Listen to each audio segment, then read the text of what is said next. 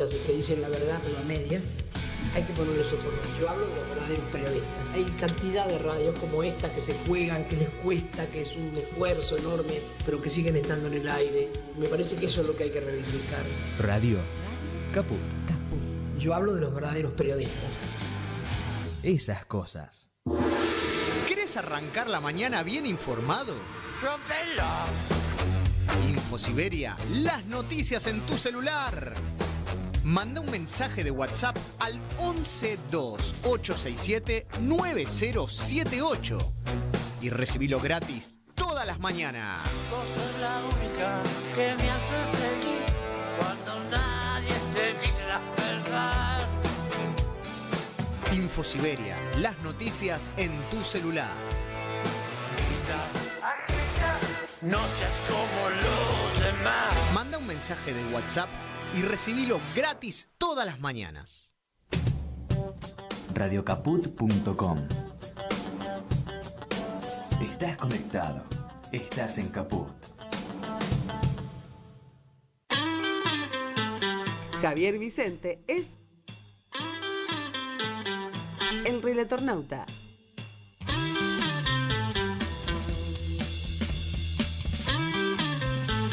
El Relatornauta.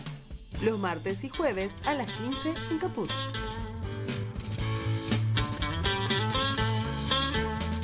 La tierra que te da la vida, da un tiempo para decidir, eligiendo inteligentemente, todo el mundo podrá ser feliz.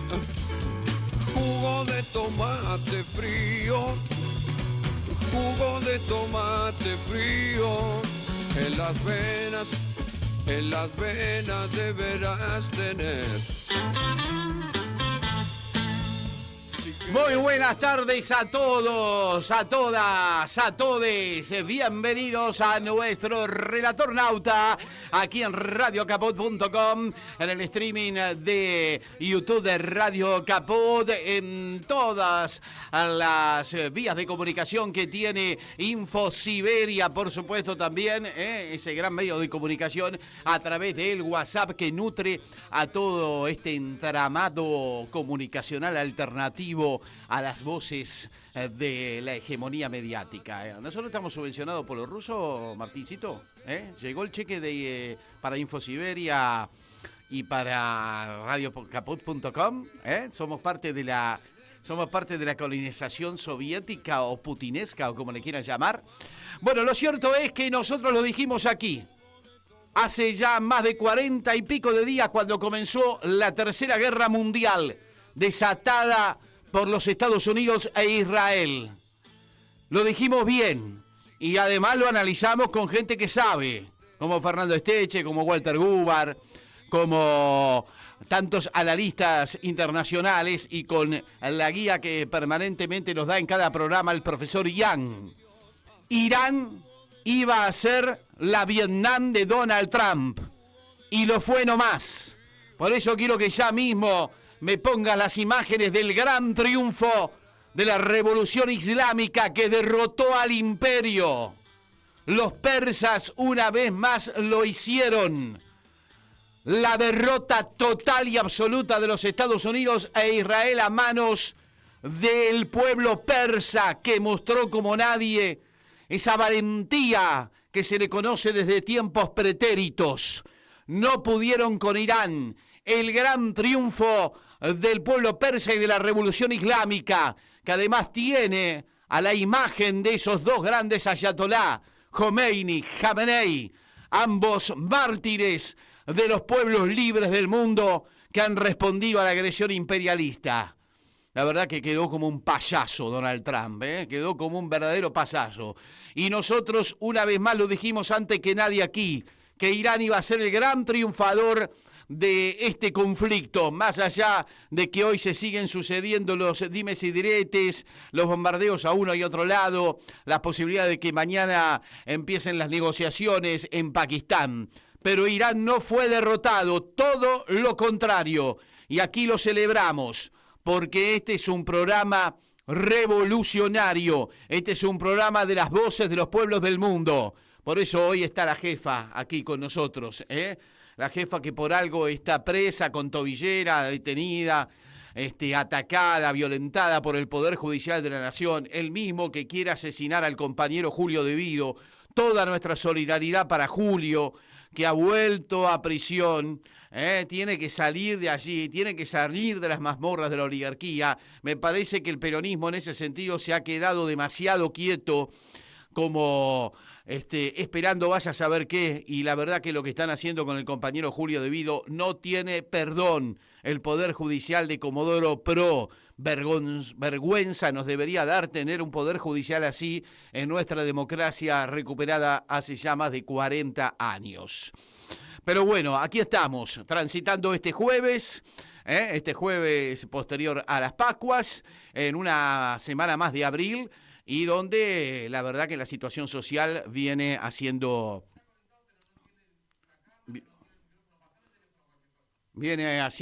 eclosión la cosa. A ver si ya... Bueno, el tema de los colectivos, es una cosa impresionante lo que está pasando con la sociedad civil en la Argentina de hoy en día.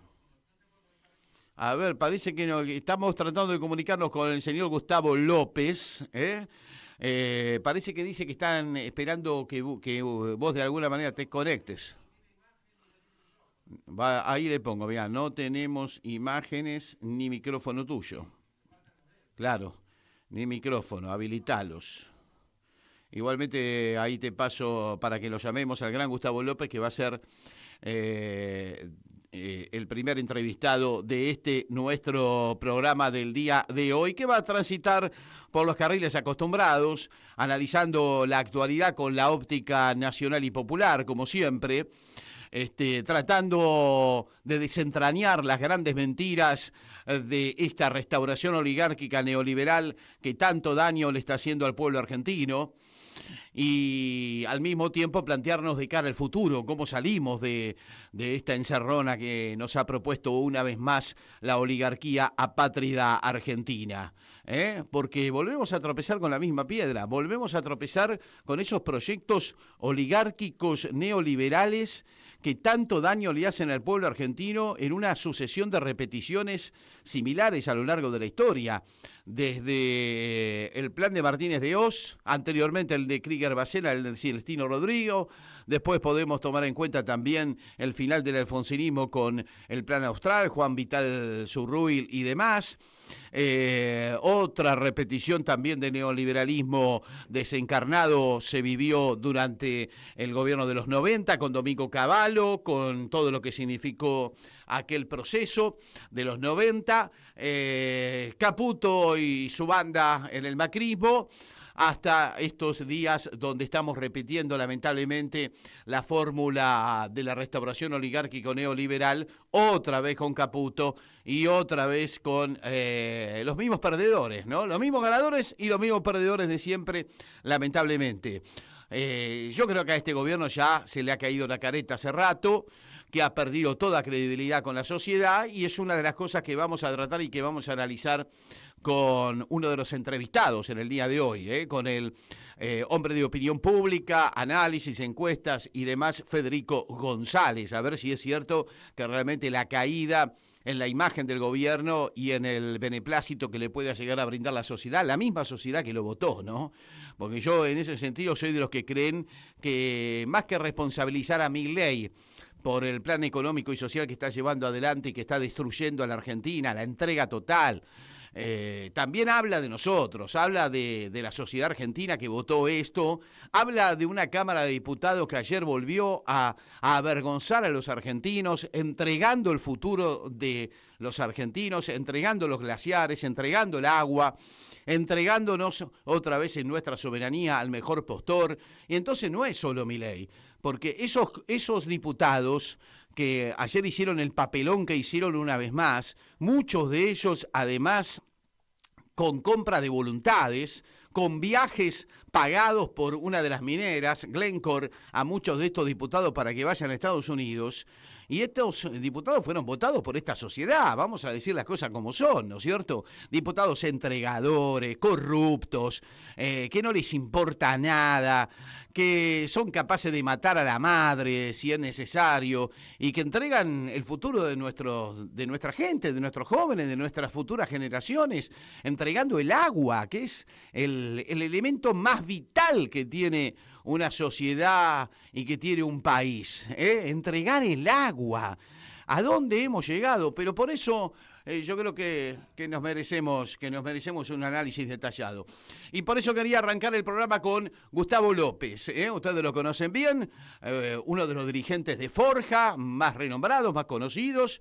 Ha sido parte del campo nacional y popular desde tiempos pretéritos. Fue además secretario de la presidencia durante el mandato de Cristina. También fue funcionario en el CONFER, en el extinto ENACOM, en los tiempos de Alberto Fernández, y ya lo tenemos en el Zoom porque el próximo lunes, va a ser homenajeado como se merece en la legislatura de la Ciudad de Buenos Aires, de su Ciudad de Buenos Aires, y por eso lo queríamos saludar y queríamos charlar con él. ¿Cómo andás, Gustavo? ¿Qué decís? Bienvenido. Bien. Gracias, Javier, gracias, y la verdad que, primero, gracias por tus palabras, y para mí es un honor, y la verdad que una gran alegría que haya un reconocimiento en un momento determinado al trabajo que hicimos en la Secretaría de Cultura de la ciudad, que fue un trabajo muy, muy arduo. Muchas cosas perduraron, por suerte, muchas cosas perduraron y llegaron hasta aquí, más de 20 años después. Y bueno, y siempre trabajando por la comunicación y la cultura, ¿no es cierto? Eso fue durante la gestión de Aníbal Ibarra, ¿no es cierto? Sí, sí. Durante la gestión de Aníbal Ibarra hicimos, entre otras cosas, por ejemplo, el Campeonato Mundial de Tango, que perdura hasta hoy, la Noche de los Museos, que perdura hasta hoy, el Fondo de Cultura, que es el Fondo Metropolitano, el Fondo de Subsidios, que perdura hasta hoy. Compramos la Usina del Arte, compramos el Teatro 25 de Mayo, lo remodelamos, el Cine del Plata. Hubo una gran actividad. Bueno, la gente salía a las calles a disfrutar de la cultura, se apropiaba de las calles, se apropiaba de la cultura, y todos los veranos teníamos cientos de miles de personas conviviendo con sus artistas en la calle y con una apropiación muy importante, cosa que lamentablemente no solo se cortó, sino que terminan agrediendo a los artistas que hacen eso. Habíamos fundado las orquestas juveniles, bibliotecas en los barrios populares, había un tren en la estación de Buenos Aires, un vagón de cine, un vagón de teatro. Todo eso fue desmantelado, y hay algunas cosas que por suerte han seguido y bueno, y llegan hasta el día de hoy, ¿no? Es que yo creo que esa ciudad de Buenos Aires, que era el faro cultural de América Latina, que era una ciudad que se jactaba de ser progresista, abierta, cultural, como bien vos decís, fue virando hacia la derecha. Hoy llevamos ya una ciudad de Buenos Aires totalmente derechizada, y cada vez más además, ¿no es cierto? Porque si uno se va fijando en las gestiones primero de Macri, después de Rodríguez Larreta y ahora de Jorge Macri, es cada vez peor, digamos, lo que pasa en la ciudad de Buenos Aires, ¿no es cierto? Pero es muy importante la política pública. Cuando vos la política pública la encerrás, cuando vos la política pública la ponés entre cuatro paredes, bueno, lo que sucede es este resultado. Digo, porque la sociedad también termina alejándose.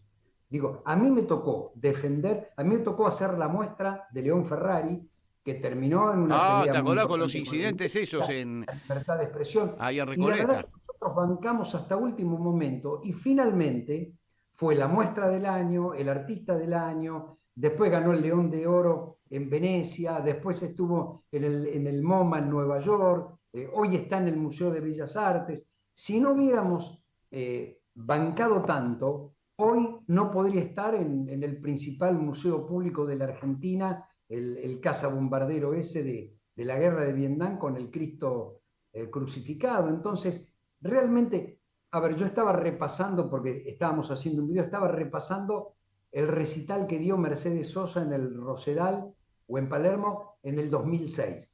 Había 70.000 personas disfrutándola gratis. Pero además con ella tocó Charlie, con ella tocó Horacio Molina, con ella, digo, había... Bueno, hicieron una el recital decena de Soda Stereo acá en la 9 de julio, ¿te acordás lo que fue eso? Exactamente. Bueno, a ver, Iñaki bailando también con su ballet, el ballet del Colón. Entonces uno dice, teníamos de todo. En escenarios, en Mataderos, en la Costanera Sur, en Palermo, todo eso se ha perdido. Digo, hoy yo no me imagino a un jefe de gobierno bancando la exposición de un artista plástico si tiene factores de poder que están en contra.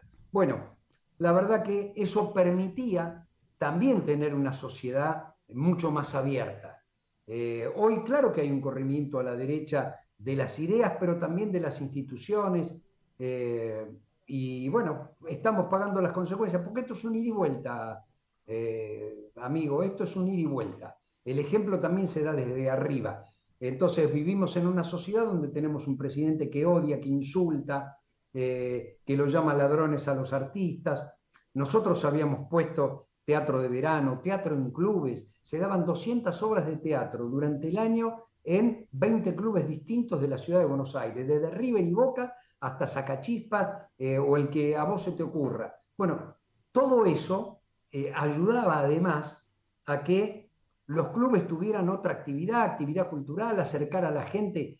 Digo, parece una pavada, llevábamos los diarios a las bibliotecas y hacíamos debates públicos en las bibliotecas para que la gente también se acercara. Bueno, hoy es lo que da dinero. Nosotros teníamos equipos técnicos, no pagábamos a nadie para que haga la infraestructura. Hoy se paga todo, todo se contrata afuera. Lamentablemente hay un corrimiento, pero también una política pública hacia ese lado, hacia la derecha. ¿Y qué nos pasó a los argentinos que hemos llegado a este estado de cosas con un gobierno que realmente nos avergüenza a gran parte de la población, tal vez otra no, pero que al mismo tiempo está planteando una decadencia para la democracia, ¿no? Esta democracia que supimos conseguir ya hace más de 40 años. Justamente se cumplieron 50 el otro día de aquel golpe de Estado nefasto y hubo una respuesta popular. Por eso yo tengo todavía esperanzas de que el pueblo argentino pueda superar este trance tan difícil Javier, que estamos. Pero ¿qué nos pasó? Esa es la pregunta que me hago, ¿no?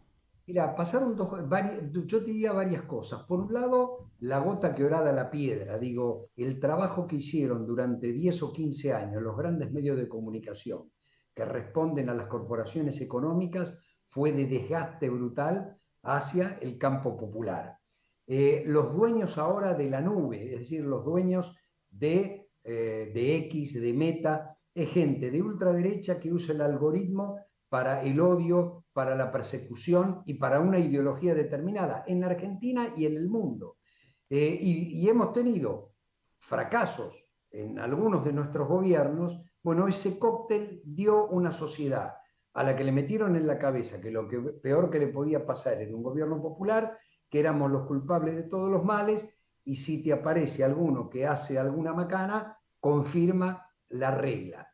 Yo creo que esto tiene patas cortas, porque por más que nos sigan diciendo que está todo bien, realmente está todo mal, y que finalmente la realidad se impone al relato.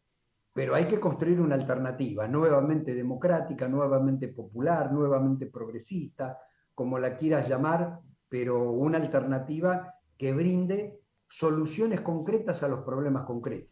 Y siendo que vos sos uno de los dirigentes importantes de uno de los sectores del campo nacional y popular, como le podemos llamar abarcativamente, líder de Forja, que hoy tiene la referencia del gobernador Melella en Tierra del Fuego, a una de sus figuras más importantes. El otro día leía que Melella está entre los gobernadores que más y mejor imagen tiene de su población, pasando las dificultades que está pasando, porque todos sabemos que el gobierno ha atacado a Tierra del Fuego con todo, y sin embargo Tierra del Fuego resiste. Lo veíamos el otro día en esa jornada maravillosa que se vivió en la previa del 2 de abril, allí en lo que es la capital justamente de las Islas Malvinas, que es Ushuaia.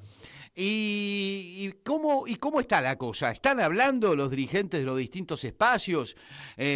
Ustedes también como representantes de un radicalismo popular, vinculándose con sectores importantes del peronismo, como lo fue en su momento que vos participaste del gobierno de Néstor y de Cristina.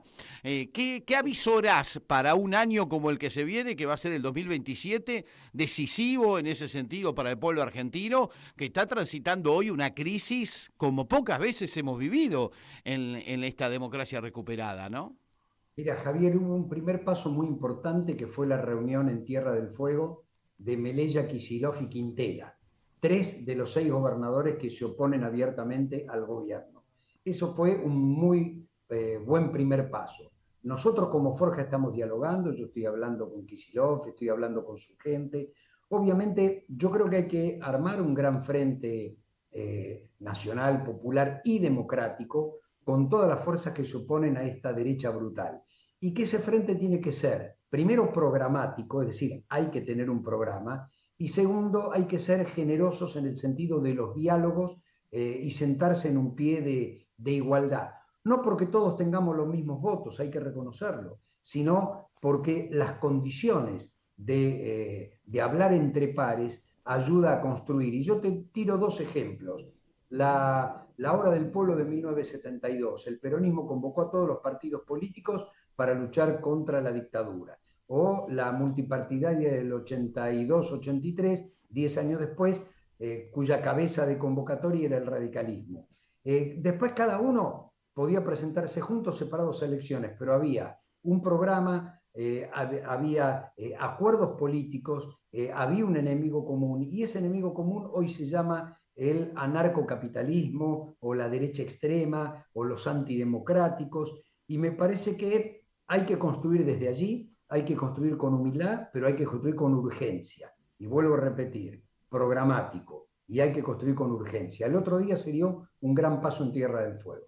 Lo que pasa, Gustavo, que en ese sentido yo creo que lo que no puede pasarnos otra vez es que esto quede en una rosca de dirigentes. Me parece que lo que tiene que haber aquí de alguna manera es una amalgama social a esta propuesta, ¿no? Porque si queda en una rosca de dirigentes, sumamos a este dirigente con este otro y queda ahí, queda en la superficie, y me parece que hay que construir desde abajo, ¿no? Tenés razón, eso no sirve. Y un método que me parece que se puede usar es el que se usó en otras oportunidades. Digo, si vamos a disputar candidaturas después de elaborar un programa, hagámoslo en una interna abierta entre todos estos sectores, pero de manera hermanada. Digo, yo creo que hay que usar los cuerpos orgánicos de estos sectores para elaborar plataformas.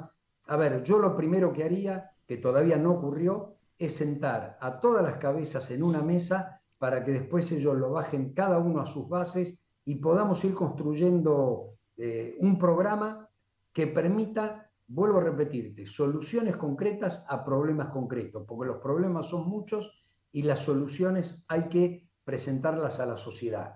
Y después hay que ser muy abiertos, muy participativos, para que la gente sienta que está dentro de un proceso y no fuera de un proceso. La suma de dirigentes no sirve. Lo que sirve es la construcción de un colectivo. Bueno, creo que por ahí pasa, por la construcción de un colectivo. Sí, porque además da la sensación de que finalmente a la sociedad de alguna manera se le cayó la careta, ¿no? Respecto de este gobierno, que venía con ciertas consignas que parecían muy seductoras, la honestidad, la moral, y ahora vemos que es un gobierno de corruptos, absoluto y total, que venía con el discurso de la dolarización y ahora resulta ser que nos dicen desde la primera magistratura que no hay dolarización porque la gente no quiere. ¿Cuándo se la consultó a la gente respecto de si quería la dolarización o no? Si tanto en la elección presidencial como en esta última elección de medio término se siguió proponiendo la dolarización, ¿o me equivoco? ¿No dijeron que venía Scott Bessent a darnos la plata para la dolarización?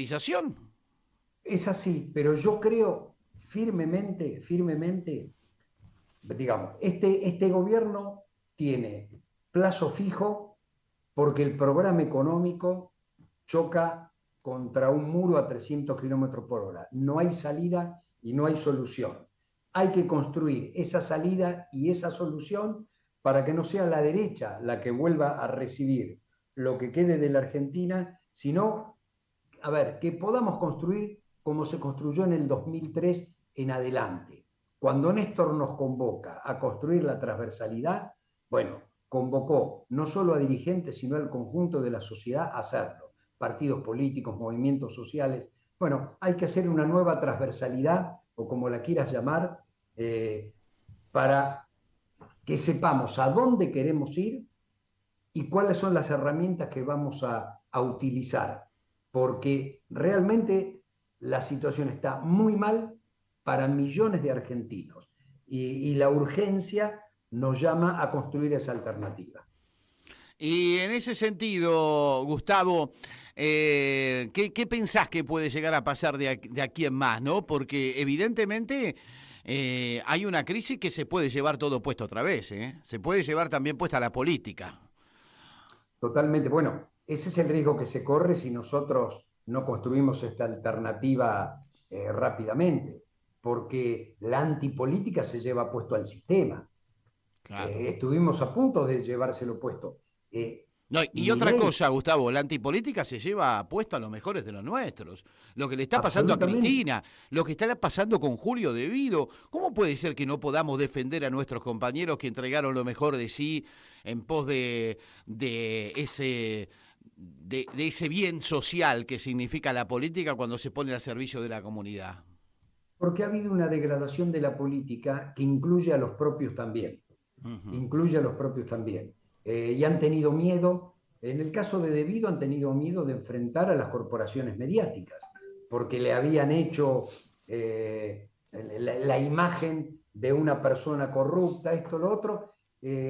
Mirá, hay antecedentes en la Cámara de Diputados que no dieron el desafuero en la década del 80, cuando lo pedía un juez, porque no se reunían las condiciones necesarias. Y los delitos que se imputaban eran mucho más graves. Y finalmente el diputado ese tenía razón y no había cometido ningún delito. Pero los diputados se mantuvieron firmes frente a lo que podía ser la presión vuelvo a repetir, no de la sociedad, sino mediática.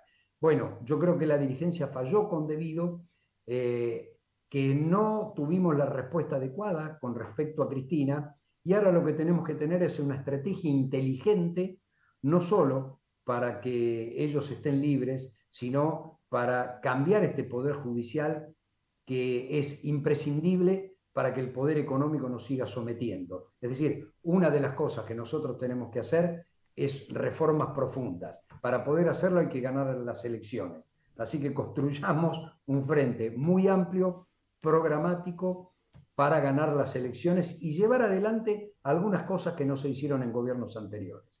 Bueno, Gustavo, muchísimas gracias. Ahí estamos viendo, nuestro operador Martín Loza nos pone ya mismo la invitación que se ha cursado para el día lunes en la legislatura de la Ciudad de Buenos Aires. El evento se va a realizar a las 18 horas en el Salón San Martín, donde... Todos invitados. Todos invitados, ¿no es cierto? El legislador Alejandro Grillo es el que ha propuesto este reconocimiento, ¿no es cierto? Exactamente, así que les agradezco y ojalá que nos puedan acompañar los oyentes. Bueno, Gustavo, sos un amigo de la casa, así que vamos a tratar de estar. Todo Radio Caput te saluda y nos encontramos en cualquier momento, Gustavo.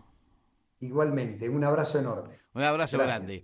Gustavo López charlando con nosotros a propósito de este reconocimiento que se le va a hacer en la legislatura de la Ciudad de Buenos Aires el próximo lunes a lo que fue su gestión como secretario de Cultura en la época de Aníbal Ibarra, cuando Aníbal Ibarra fue jefe de gobierno de la ciudad. Justamente le ganó la elección a Mauricio Macri, ¿se acuerdan ustedes?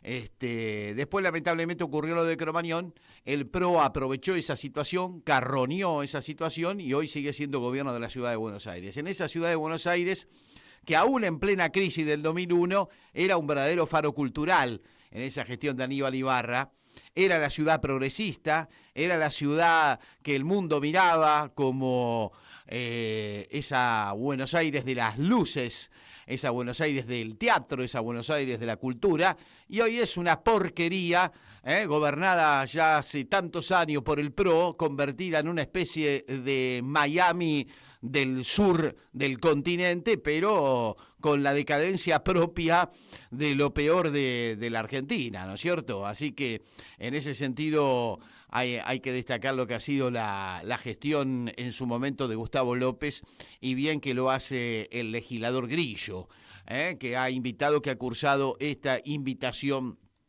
a todos aquellos que quieran concurrir el próximo lunes en la legislatura de la ciudad de Buenos Aires, donde va a ser reconocido entonces el militante, funcionario de tantos años en el campo nacional y popular y representante de Forja, que es la organización política que de alguna manera une a lo mejor del radicalismo vinculado al peronismo y al campo nacional y popular. Así que bueno, vamos a estar seguramente también presentes allí el próximo día lunes acompañando a Gustavo López. Tengo aquí la figura de la gran jefa, de Cristina Fernández de Kirchner, en esta remera muy linda que realiza la gente de Clum. Ustedes, si quieren remeras similares y todo tipo de souvenirs referidos a las figuras de Cristina, de Néstor, de Perón, de Evita, pueden acceder en Instagram a Clum, donde allí van a estar justamente recibiendo el material y conociendo el material que realiza la gente de Clum, que es muy buena la iniciativa que ellos tienen de hacer este tipo de souvenirs, remeras, todo tipo de regalos, siempre con las figuras del campo nacional y popular, para amenizar jornadas que pueden llegar a ser justamente de diálogo y de debate, aún mismo en las familias, ¿no? Que es donde se sitúan muchas veces los debates y las interpelaciones. Lo que pasa es que, claro, hoy es fácil interpelar al votante de Milei, ¿Qué le decís? Le decís, escúchame, ¿qué votaste, hermano? Votaste un verdadero mamarracho, votaste una banda de corruptos, de delincuentes, votaste a gente que está llevando a la sociedad argentina a la peor de las situaciones. Deberíamos avergonzarnos de tener un presidente como el que tenemos en la Argentina de hoy en día. Bueno, parece que los números igualmente no le están dando muy bien en ese sentido al gobierno nacional. Se habla de encuestas donde por hoy Milei está por debajo del 30%. Incluso algunos ya hablan de un 24% solamente de imagen positiva y más de un 70% de rechazo. Así que en ese sentido yo creo que se empiezan a caer las caretas, se empiezan a desmarcar, a deslinear, ¿cómo les puedo decir? A destenir, digamos, todo esta especie de hipnosis que se creó desde los medios de comunicación hacia la sociedad, proponiéndonos un supuesto gobierno que de alguna manera era la antipolítica y que venía a darle aire fresco y a combatir a la casta, y resulta que termina siendo lo peor de la casta, lo peor de la casta. Es cierto que hoy los medios de comunicación parece que se están demarcando, ¿no?, del gobierno nacional. Ya advierten el fracaso absoluto y total de esta propuesta de restauración neoliberal y oligárquica, y empiezan a remarcar y a señalar la situación social que se está padeciendo. Lo que estamos viviendo hoy en día, por ejemplo, con este paro de colectivos, es realmente brutal lo que está pasando, porque la población se queda, en el ámbito metropolitano, se queda sin poder viajar. Y todo porque hay un Estado que se sale de sus responsabilidades. Un Estado que no advierte cuáles son los problemas que está pasando el pueblo a diario y que le importa poco, porque en definitiva lo único que los motiva es llenarse los bolsillos. Claro, si no creen en el bien común, si vos sos funcionario de un Estado en el que no crees, si sos un funcionario donde el presidente te dice que el bien común es el demonio, ¿qué te queda siendo funcionario? Pensar en vos, pensar en tu bolsillo. O sea que en ese sentido ya no se trata solamente de actitudes personales, de actitudes individuales, como podría llegar a ser un Adorni desesperado por la plata, y entonces llega y se llena de dinero. No, no es así, es todo el gobierno una matriz de corrupción. Cuando vos no crees en el bien común, ¿para qué estás en el Estado? Está para llenarte los bolsillos, ¿para qué otra cosa vas a estar? Para llenarte los bolsillos vos y los de tus amigos. Si no crees en el bien común, si no crees en que como funcionario puedas cumplir de alguna manera con una especie de, digamos, de atributo altruista de poder hacer algo por el otro, que es la base del pensamiento del militante político. Por eso, cuando se denosta la política, lo que se está haciendo es de alguna manera una instalación adrede de una cultura que aleja a la política de la gente, adrede para que sean las corporaciones y que las mismas estén directamente relacionadas con la sociedad para poder saquearla y que no haya esa mediación política que es tan importante. Siempre lo decía Germán Abdala, me acuerdo en aquellos debates de los 90, cuando se proponía justamente resistir el sálvese quien pueda, cuando se proponía de alguna manera combatir a aquellos pensamientos de una supuesta, digamos, fin de las ideologías, ¿no? Como lo planteaba Francis Fukuyama tras la caída del muro de Berlín. Germán Abdala decía, la política es la única herramienta que tienen los pueblos, la única herramienta que tienen los pueblos a mano para poder resistir estas situaciones de instalación adrede de los grandes poderes sin mediatización política para perjudicar al pueblo y para llenarse los bolsillos, ¿no es cierto? Y para que el Estado no cumpla su rol mediador como debe tener en una sociedad capitalista que de alguna manera tenga fundamento también en ciertas bases sociales. Y ahí es donde se propone el capitalismo salvaje, que es lo que estamos viviendo actualmente. Y ya vemos los problemas que eso traen. Trae no solo inconvenientes para la sociedad en su conjunto, sino también además una política económica absolutamente deficitaria, absolutamente fracasada. Y en torno a eso, la cultura del sálvese quien pueda, y en el marco de la cultura del sálvese quien pueda, el saqueo generalizado, que esto es lo que estamos viendo. Y a mí me parece que a la sociedad se le van cayendo las caretas en ese sentido, porque los hechos de alguna manera dan razón a lo que venimos sosteniendo. Ya lo tenemos a Federico González justamente para charlar con él, para dialogar con él, a ver cómo está viendo la opinión pública, la relación del gobierno con la sociedad, porque pareciera ser que en los últimos meses la misma se ha resquebrajado y se ha resquebrajado de modo importante, ¿no? ¿Qué tal, Federico? ¿Cómo estás? Soy Javier Vicente, aquí en el streaming de Radio Caput. ¿Cómo estás? Muy bien, Javier, gracias por llamarme. Y bueno, a tu disposición para lo que necesites que opine. Sí, sobre todo se está viendo en distintos análisis de opinión pública que hay una relación rota entre gran parte de la sociedad y el gobierno. Yo creo que sí, coincido con esos números y con lo que uno va percibiendo en las redes. Me parece que hoy el monopolio de la información es la corrupción del gobierno de Milei. A mí me parece que esta crisis que está atravesando el gobierno es muy difícil de revertir.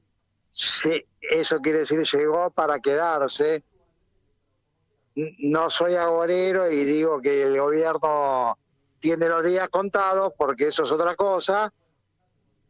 Pero yo creo que si completa el mandato, ojalá que lo haga, va a llegar con el estigma de que es un gobierno corrupto, y mientras no mejore la economía, el otro estigma es que es un gobierno inoperante. Wow, cuando te planteas la pregunta de si llega a terminar el mandato o no, de alguna manera estás pensando en que es posible que esto no suceda.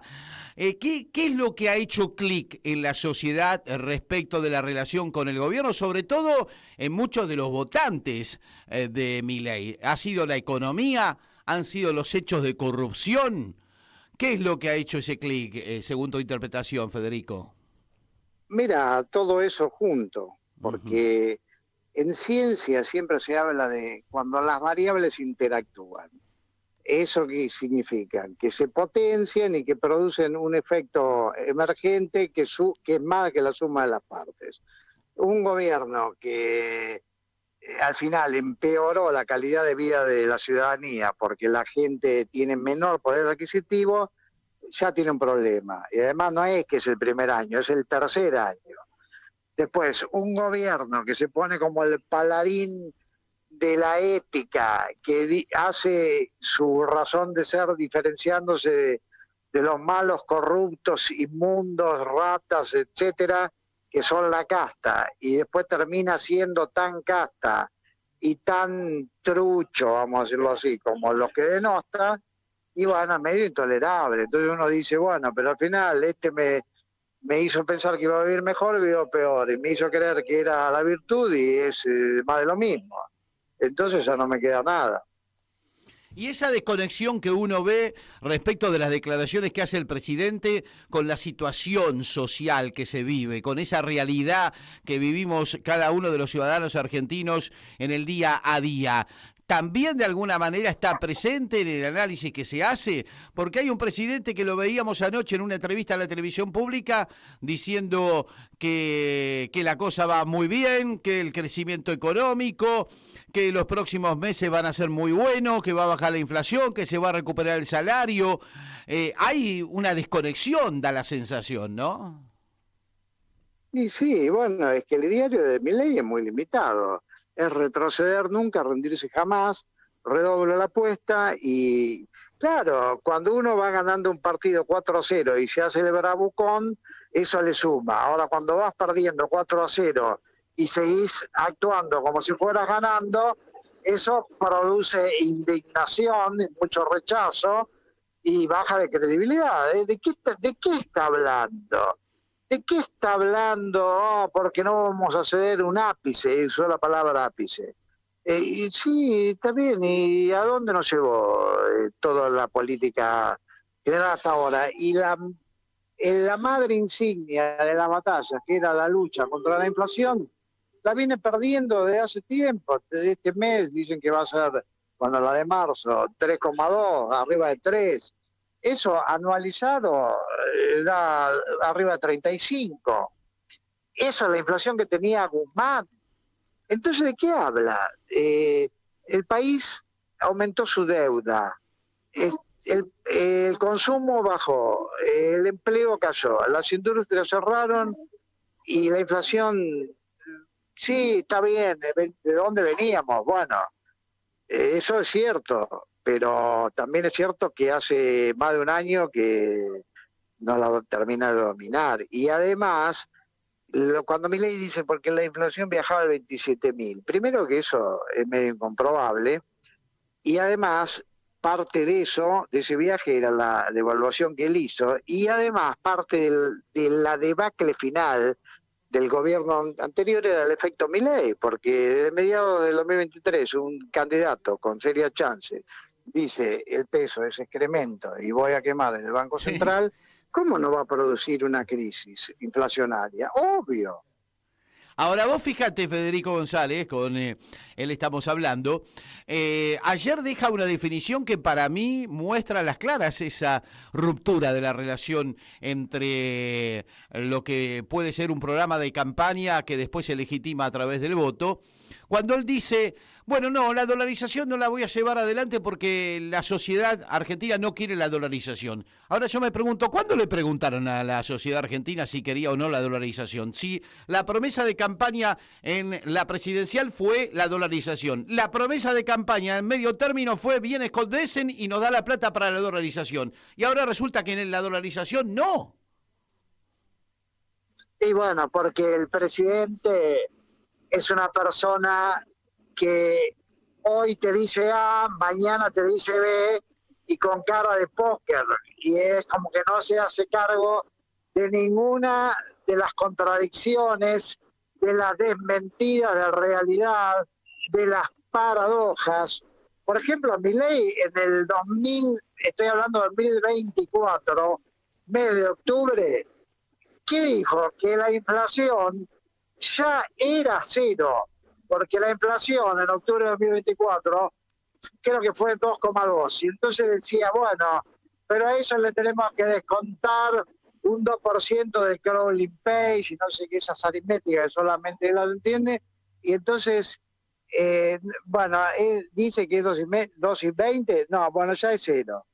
Y bueno, y ahora el año pasado, cuando decía que en el mes de agosto va a empezar con 0, y después que, bueno, en septiembre, después en octubre, no, porque un grupo de Córdoba se dio cuenta que tarda, en vez de 18 meses, tarda 20 meses en bajar. Y dice cualquier cosa. Qué bárbaro. Antes no pagaba costo político y ahora sí lo está pagando. Más allá de que algunos medios también se han dado cuenta de que ya hacer oficialismo no es redituable. La última, Federico González, pensando en las alternativas, ¿no? ¿Qué ves vos respecto de las demandas de la sociedad y lo que se puede llegar a gestionar desde la política como alternativa que sea viable para ganar la elección el año que viene, ¿no? Bueno, mira, yo ahí te tengo que decir algo, que no sé si alguna vez lo dije, porque soy muy cauto. Mira, yo te diría, a ver, si como analista político, a la oposición no se le cae una idea. El peronismo no puede resolver su interna, los gobernadores siempre andan ahí amagando y nunca concretan nada, el radicalismo está bastante relegado, Macri, bueno, ya fue. Ahora, ¿podría ser tiempo voces para un nuevo outsider, decís vos? Bueno, yo soy candidato a presidente, pero te lo digo en serio. Yo definí... te causa gracia. Bueno, sí, claro. A mucho le causa gracia. Yo, en noviembre del año pasado, yo dije que era candidato a presidente. Estoy trabajando en eso. Con una agenda, con un proyecto, con un modelo de país. ¿En serio, Federico? Es verdad, es verdad. Ah, bueno, tenemos una primicia entonces. Bueno, te doy la primicia, desarrollismo inteligente del siglo XXI.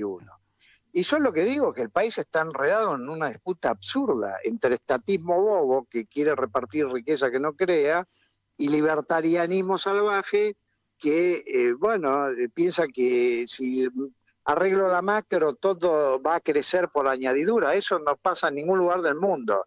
Cuando Milei dice que, porque los países que tienen éxito son los países desarrollistas. Te pongo ejemplo, los países nórdicos, Corea del Sur. ¿Cómo Corea del Sur era, hace 40 años era un país que estaba al borde de la pobreza? ¿Y cómo salió? Apostando al desarrollo industrial, al sistema científico-tecnológico. Israel, por más que yo no voy a hablar de su rol geopolítico porque eso no es el punto, pero Israel es una potencia económica. ¿Cómo llegó a ser una potencia económica? Bueno, porque hizo una alquimia virtuosa entre Estado y privado y desarrollaron lo que se llama el tecnoemprendedorismo. Empresa de base tecnológica, donde el Estado pone una parte, los privados pusieron otra parte y florecieron las empresas tecnológicas. ¿Cuál es la moraleja? Son países que dan un norte a su economía y actúan en consecuencia. Nosotros porque hay gente que me sigue, hay un economista muy lúcido, desarrollista, se llama Gustavo Reija, que coincide conmigo en lo siguiente: hay que hacer 3 revoluciones, una educativa, otra científico-tecnológica y otra industrial. Tenemos que hacer una revolución industrial. Y además, yo lo que digo es que un sujeto social fundamental del siglo XXI, cada vez lo va a ser más, es el emprendedor. Y el emprendedor no es el cuentapropista, no es el que trabaja para la aplicación. El emprendedor es el que crea la aplicación. Entonces nosotros necesitamos un ejército de jóvenes emprendedores. Y vos me preguntás, ¿y dónde lo vamos a sacar? ¿Sabés dónde lo vamos a sacar? De la escuela. Porque lo que hay que hacer es una revolución en la educación para que la escuela forme para el trabajo y forme mentalidades empresariales, que sean capaces de generar servicios y venderlos al mundo. Porque si resolvemos la macro y vienen capitales, por ahí vienen capitales, pero los que no van a venir son empresarios. ¿Y los empresarios de dónde van a salir? ¿Que se salen solos? Sí, hay gente que tiene vocación y sale sola. Pero si vos ponés el sistema científico-tecnológico y el educativo al servicio de generar mentalidades empresarias, y te estoy hablando de empresas del siglo XXI, tecnología, inteligencia artificial, biotecnología, y bueno, eso es algo distinto y nadie dice eso. Nosotros sí lo decimos. Muy bien. Bueno, Federico, gracias. La próxima ya te llamamos como candidato más que como consultor, ¿eh? Ese es el compromiso. Como ustedes quieran. Bueno, muy bien. Muchas gracias por este espacio. Les mando un saludo a vos y al equipo y a los oyentes. Un abrazo grande. Federico González charlando con nosotros a propósito, chao. A propósito de esta caída brutal en cuanto a la imagen y a la aprobación que la sociedad tiene del gobierno hoy en día. Bueno, nos vamos, pero les dejamos como siempre las perlitas en medio de la guerra del profesor Young, que da las sentencias acerca de por qué Irán ganó esta guerra, porque ya la ganó, ¿eh?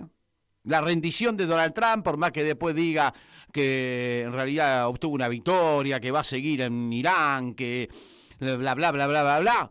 Lo cierto es que la marcha atrás de Trump, que el Donald se cagó, y esa es la verdad de los acontecimientos, el Donald se cagó, es porque Irán ganó la guerra. Y el profesor Young te lo explica, y lo venimos desarrollando en ese sentido a estos videos muy buenos, que son una perlita para que ustedes entiendan un poco mejor en medio de esta desinformación que tenemos en la Argentina sobre la guerra, qué es lo que está pasando allí en el conflicto de Oriente Medio. La seguimos el próximo lunes. Gracias, Martín Loza. Se quedan con el profesor Young y con toda la programación de Radio Caput a continuación.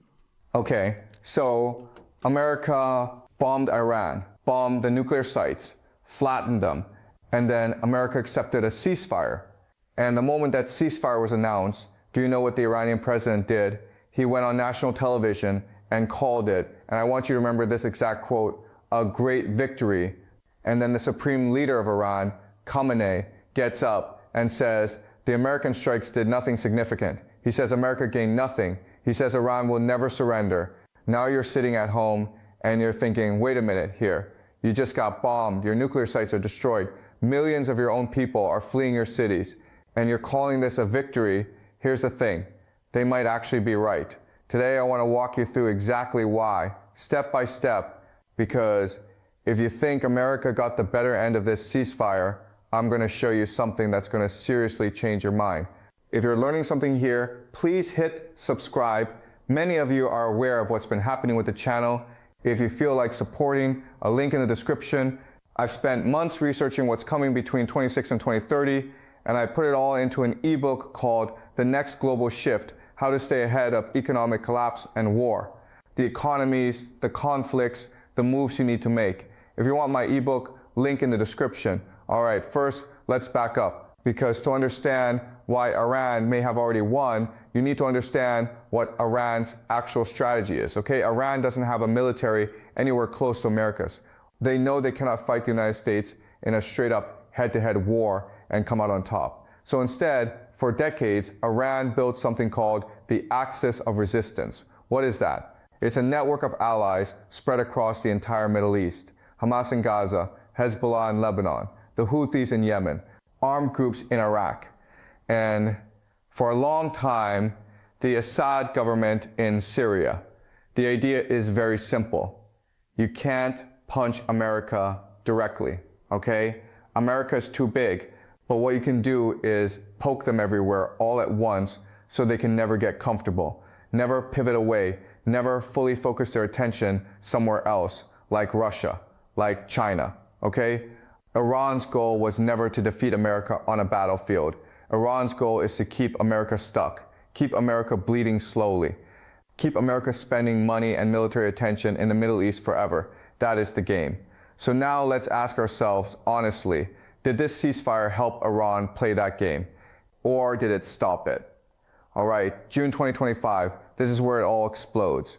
On June 13, 2025, Israel launches what they call Operation Rising Lion.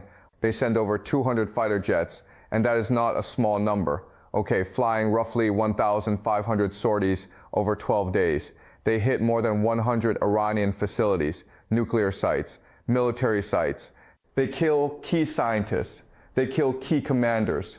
From Israel's perspective, this is the moment they've been building toward for decades. Iran fights back with something they call Operation True Promise 3. And here's where it gets interesting. Iran fires roughly 550 ballistic missiles and around 1,000 drones at Israel in 12 days. That is a staggering number of weapons. About 90% are intercepted. Okay, so Israel's defenses mostly hold. But here is the part that doesn't get enough attention. 31 missiles made it through. 31. They hit a power station. They hit an oil refinery in Haifa. They hit a university. 28 Israelis are killed, almost all of them civilians. Over 3,000 injured. More than 9,000 people displaced. Now, on the Iranian side, the damage is far worse. Between roughly 1,060 and 1,190 Iranians are killed by Israeli strikes. Nearly 5,000 injured. And here's a detail that should really stick with you. About 9 million people fled Tehran and other major cities, running toward the northern provinces. 9 million people just running. Can you picture that? Then on June 22nd, 3 days before the ceasefire, the United States enters the war directly. American planes drop bunker buster bombs on Natanz, Fordow, and Isfahan. These are Iran's crown jewels, the most important nuclear facilities they have. The Institute for the Study of War later concludes that those strikes severely curtailed Iran's nuclear enrichment for the foreseeable future. So by the time the ceasefire arrives, Iran has lost nuclear facilities, key commanders, and roughly half of its entire ballistic missile stockpile, either fired at Israel or destroyed by Israeli strikes. That sounds like a catastrophic loss, right? Okay. Keep that number in the back of your mind. We are coming back to it. Now here is where it gets genuinely remarkable, because a ceasefire itself is almost a film. On June 23rd, Iran fires 14 missiles at Al-Udeid Air Base in Qatar, one of the most important American bases in the entire Middle East. No one is killed. And do you know what Trump does? He goes on social media and thanks Iran for the very weak response. He basically signals, all right, let's make a deal. That same evening, Trump announces a ceasefire brokered through Qatar. Iran's foreign minister, Abbas Araghchi, comes out immediately and says, hold on, there's no formal agreement. But he says Iran will stop attacking if Israel stops by 4 a.m. Tehran time. Not exactly a surrender, okay? The next morning, the ceasefire nearly falls apart completely. Iran keeps firing missiles at Beersheba, at northern Israel. Iran says Israeli strikes are still continuing on their side. And Israel is apparently preparing a massive retaliatory strike in response. And here is a single detail that tells you everything about who had leverage in this situation. Trump reportedly pressures Netanyahu to cancel that big strike. Israel ends up hitting only one radar site near Tehran, a fraction of what they had planned. America, the most powerful country on earth, talks Israel down from its own retaliation, and then it holds. And every single side immediately declares victory. Trump says, victory for everybody. Netanyahu calls it a historic victory that will stand for generations. And Pezeshkian, the Iranian president, says, great victory. And Khamenei says, America gained nothing. Okay, so who's actually telling the truth here? Here's what I want you to understand. Winning a war is not just about who loses more soldiers or whose buildings get blown up more. Okay, that is not how it works in the modern world. Number one, the regime survived. And survival is the whole game for Iran. Israel and America went in with an explicit goal: destroy Iran's nuclear capabilities, devastate its military. They did serious damage, no question about that. But the Islamic Republic of Iran is still standing. Khamenei is still in charge. The government did not collapse. And from a Shia perspective, a culture that has always defined itself as the persecuted minority, willing to sacrifice and endure, surviving a direct attack from the world's most powerful military and its strongest ally is not spin. That is victory. that is genuinely how they understand the world. En Caput pasan cosas. Yo no quiero llamar periodistas a los sirvientes. No quiero llamar periodistas a los que cobran para destruirnos. Que estos que se dicen periodistas y que dicen la verdad pero a medias, hay que ponerles otro nombre. Yo hablo de los verdaderos periodistas. Hay cantidad de radios como esta que se juegan, que les cuesta, que es un esfuerzo enorme, pero que siguen estando en el aire. Me parece que eso es lo que hay que reivindicar. Radio Caput. Yo hablo de los verdaderos periodistas. Esas cosas. ¿Querés arrancar la mañana bien informado? Rompelo.